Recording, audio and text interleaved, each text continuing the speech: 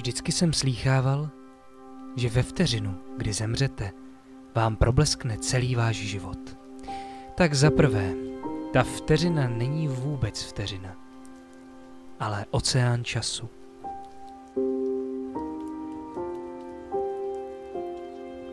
Zase jsem ležel na skautském táboře a pozoroval padající hvězdy.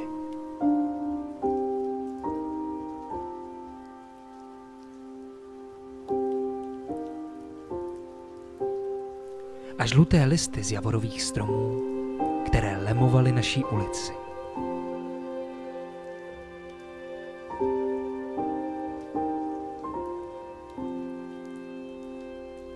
A ruce mé babičky, jak mi jejich kůže připomínala starý papír.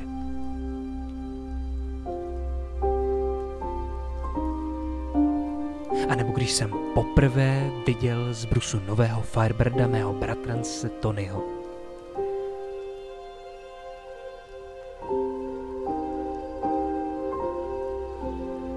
A Janie. A Janie.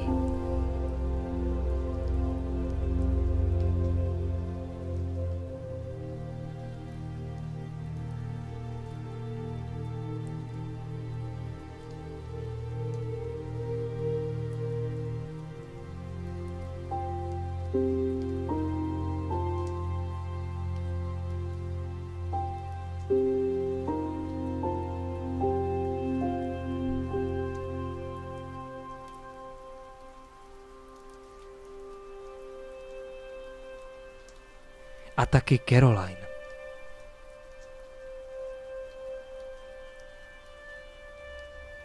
Myslím, že bych se teď mohl naštvaně rozčilovat nad tím, co se mi stalo. Ale je těžké zůstat naštvaný, když je kolem tolik krásy. Někdy mám pocit, že to všechno vidím najednou a je toho příliš. Mé srdce se plní jako balónek, který je připravený prasknout. A pak si vzpomenu, uvolnit se a přestat to v sobě držet. A pak to ve mně protéká jako déšť. A já nemohu cítit nic jiného než vděk. Vděk za každý jediný okamžik mé hloupé malé existence na tomhle světě. Já vím, asi nemáte tušení, o čem to mluvím.